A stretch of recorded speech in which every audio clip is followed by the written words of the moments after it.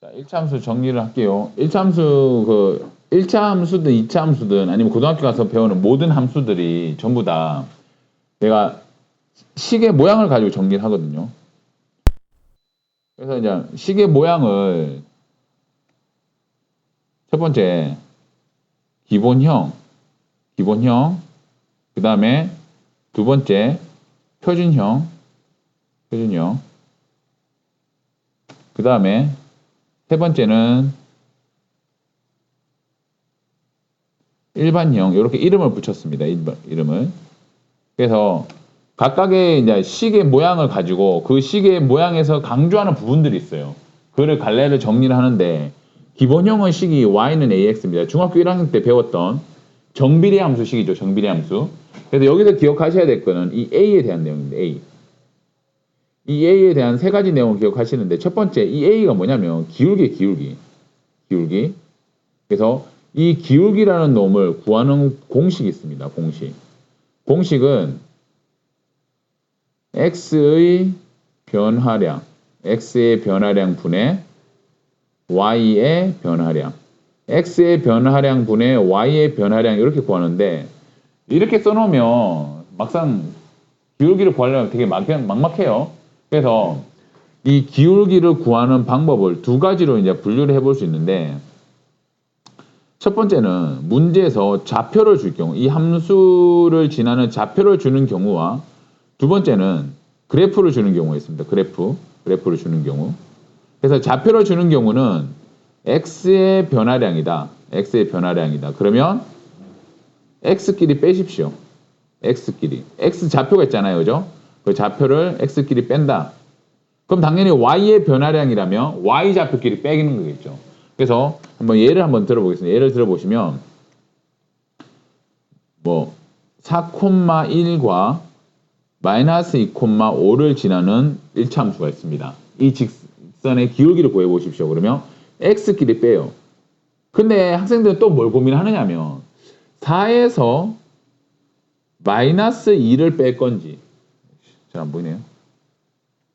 4에서 마이너스 2를 뺄 건지 아니면 마이너스 2에서 4를 뺄 건지 이걸 고민하거든요. 그런 고민할 필요 없으면 둘 다 해도 됩니다. 둘 다 해도 돼요. 근데 중요한 것은 뭐냐면 만일에 4를 먼저 뺐다라면 4하고 짝을 이루고 있는 1을 먼저 빼야 됩니다. 1에서 5를 빼셔야 돼요. 마이너스 2를 먼저 뺐다라면 마이너스 2하고 짝을 이루고 있는 5를 먼저 빼시면 됩니다. 그러면 어차피 답은 똑같이 돼 있어요. 그래서 여기서 말하는 아까 전에 여기서 말했던 x의 변화량이다 라고 얘기하는 것은 x 좌표끼리 빼면 되고 y의 변화량이다 그러면 y 좌표끼리 빼면 되는데 항상 그 순서를 맞춰줘서 4가 나왔다라면 y 자리에는 1이 즉 4,1이 그대로 와야 되고 그 다음에 마이너스 2가 뒤에 왔으면 마이너스 2,5가 이렇게 맞춰주기만 하면 누구를 먼저 빼느냐는 중요하지 않다. 되죠? 그 다음에 문제에서 그래프를 주는 경우가 있습니다. 그래프. 그러니까 1차 함수를 이렇게 그려놓고 이렇게 그렸습니다. 그 다음에 이렇게 표시를 해요. 마이너스 2, 마이너스 1. 그래서 요 점을 지나고 그 다음에 3, 4 이렇게 됐습니다. 그러면 여기 이제 표시된 이 점을 이렇게 됐죠? 점을 찍고 가로로 그 다음에 세로로 이렇게 화살표를 반드시 그려주셔야 됩니다. 그러면 가로로는 얼마만큼 변했느냐? 마이너스 2에서 플러스 3까지 플러스 5만큼 늘어났습니다. 그죠? 그럼 이게 곰보다 x의 변화량이 되는 겁니다. x의 변화량이 되고 그 다음에 이거 색깔 바꿔서 합시다. y는 이렇게 늘어났어요. 왜냐하면 이 점에서 이렇게 올라간 거니까 그죠? 올라갔으니까 그 y는 마이너스 1에서 어디까지? 4까지. 이것도 역시 플러스 5. 이게 y의 변화량이라고. y의 변화량. 그러면 분모에는 x의 변화량, 분자에는 y의 변화량 이렇게 와서 답은 기울기는 1이 되겠다 이거죠. 됐습니까? 자, 이렇게 해서 직각삼각형의 모양을 만드시면 됩니다. 그럼 만일에 그래프가 밑으로 내려가는 놈이 나온다. 이렇게. 그러면 마이너스 1, 5. 그 다음에 여기도 마이너스 1, 4다. 그러면 점을 찍으면 여기 점과 여기 점 두 점이 있죠? 그러면 세로는 내려오네요. 그죠? 내려오면 마이너스입니다. 그죠? 4에서 마이너스 1까지 5만큼 감소했고요. 가로는 역시 증가하죠. 그죠? 그래서 마이너스 1에서 5까지 플러스 6만큼 증가했습니다. 그러면 x의 변화량 플러스 6분의 y의 변화량 마이너스 5 해서 마이너스 6분의 5다. 이렇게 쓰면 되겠습니다. 됐나요? 그래서 첫 번째는 이렇게 공식을 가지고 푸는데 여기서 한 가지 또 특징이 나오면 기울기가 양수면 그래프가 이렇게 올라가고 있어요. 그죠? 기울기가 음수면 뭐야? 네, 뭐이씨. 자, 기울기가 음수면 이렇게 내려오고 있습니다. 맞나요? 그래서 아까 전에 이제 세 가지를 기억해야 된다고 했는데 첫 번째 구하는 방법, 좌표를 줄 때 그래프를 줄 때 기억하시고 두 번째 이제 기억하셔야 될 거는 뭐냐면 부호입니다. 이 A의 부호가 지니는 의미가 바로 뭘 결정한다? 이 그래프의 방향을 결정합니다. 그래프의 방향. 그래서 A가 0보다 크면 그래프는 위로 올라가고 A가 0보다 작으면 그래프는 밑으로 갑니다. 이거는 우리 중학교 1학년 때 정비례함수 할 때 했습니다. 기억납니까? 네, 다 했던 거예요. 부호는. 그 다음에 이제 마지막으로 이제 기억하셔야 될 거는 뭐냐면 A의 절대값의 크기입니다. 절대값의 크기. A의 절대값의 크기가 크면 클수록 Y축에 가까워집니다. Y축에 가까워진다.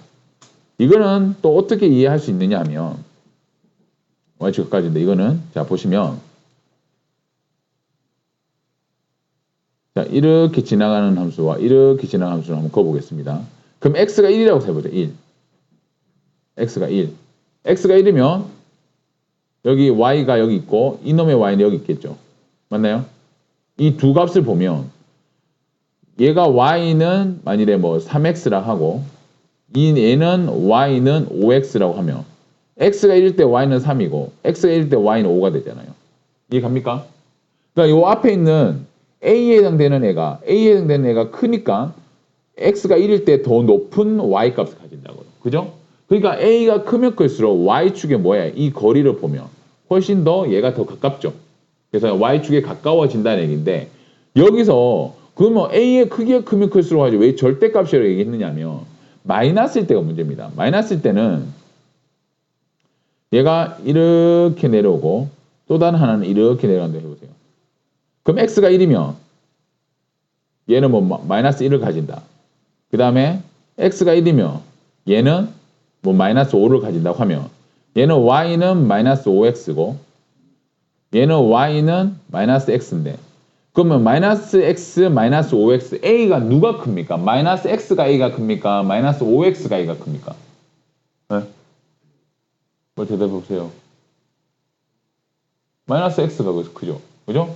그래서 마이너스일 때는 절대값이 작은 놈이 큰 수야. 그죠? 그래서 이걸로 그러면 정리할 때 a가 0보다 클 때는 클수록 y축에 가까워지고 a가 0보다 작을 때는 작을수록 y축에 가까워진다. 이렇게 해놓으면 헷갈린단 말이에요. 복잡하죠. 그래서 그냥 절대값이라 얘기한 겁니다. 얘는 절대값 비교해보면 얘가 절대값이 훨씬 크잖아요. 그죠?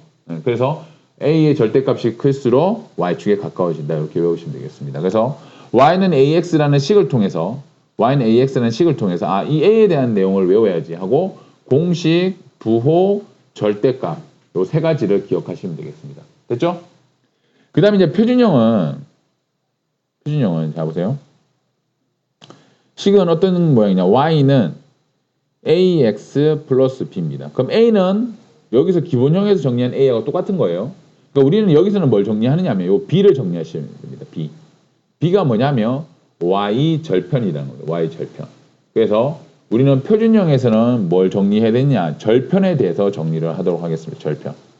자, 절편은 x절편과 y절편이 있어요. x절편. 그럼 x절편은 구하는 방법은 두 가지가 있다. 첫 번째, 식을 주는 경우와 두 번째, 그래프를 주는 경우가 있습니다. 식을 줄 때 x절편은 y의 0 대입한 x값입니다. y에 0을 대입해서 x를 구하면 그게 x 절편이 되는 거고. 그럼 그래프에서 y가 0일 때 x라고 하는 것은 x축과의 교점이죠. x축과의 교점의 x좌표가 되겠습니다. 그러니까 이 그림에서 본다라면 여기 있는 점. 요 점의 y좌표가 얼마예요? 바라보면 0이란 말이에요. 그죠? 맞나요? 그러니까 이 점의 무슨 좌표? x좌표가 이 파란색 선의 x절편이 되는 겁니다. 그럼 여기 보통 이렇게 그래프 그리면 뭐 마이너스 2다 뭐 이런 숫자가 써져 있잖아요. 그죠? 그 숫자가 뭐 된다고? x절편이 된다고요. 그 y절편은 여기에 x 대신에 y 대신에 x를 넣으면 됩니다. y절편은 식을 준 경우는 x에 0 대입한 y값 그 다음에 두 번째 그래프를 주는 경우는 y축과의 교점의 y좌표가 되겠습니다. y좌표. 그래서 아까 전에 여기서 b가 y절편이라고 한 이유는 자 x에 0 대입해 보세요. 그럼 이 자체가 0이죠. 맞나요? 그럼 이거 있으나 마나니까 y는 뭐가 된다? b가 되는 거예요. 됐죠? 그래서 이 b가 y절편이 되는 겁니다. 됐습니까? 그렇게 안 어렵죠? 내용은 거의 아는 건데 이걸 정리를 하시는 게 중요합니다. 정리를 하는 게. 자, 마지막으로 이제 일반형인데 세 번째 일반형은 식은 이렇게 됩니다. ax 플러스 by 플러스 c는 0이다. 표준형은 y는 어쩌고저쩌고 표현했습니다. 그죠? y는 어쩌고저쩌고. 근데 일반형은 는 0으로 이렇게 표시를 해요. 그럼 일반형에서 기억하셔야 될 건 뭐냐면 이거를 내가 표준형으로 바꾸는 방법을 아셔야 됩니다. 표준형으로 바꾸는 방법을. 이건 우리가 등식의 변형에서 다 했던 내용이에요. 그러니까 표준형은 결론은 y는 어쩌고저쩌고를 만드는 거니까 2항을 통해서 y항만 남겨놓고 나머지 2항을 합니다. 그럼 by는 마이너스 ax 마이너스 c가 되고 그 다음엔 좌우변에 이놈의 역수를 곱해주면 되겠네요. 그죠? 역수를 곱해주면 얘는 y가 되고 그 다음에 우변은 그러면 b분의 1을 곱했으니까 마이너스 b분의 ax 마이너스 b분의 c 이렇게 되겠네요. 그죠? 그러면 여기서 마이너스 b분의 a가 뭐라고? 기울기가 되고 기울기 그 다음에 마이너스 b분의 c가 y절편이 되는 겁니다. 됐나요? 그래서 마이너스 b분의 a, 마이너스 b분의 c 당연히 암기하셔야 돼요. ax 플러스 by 플러스 c라는 이런 표준형일 때 기울기와 y절편 공식은 기억하셔야 되는데 그것뿐만이 아니라 요 일반형에서 표준형을 바꾸는 연습도 할 줄 아셔야 된다고요. 됐나요? 여기까지 일단 기본적인 식에 대한 내용을 정리한 거고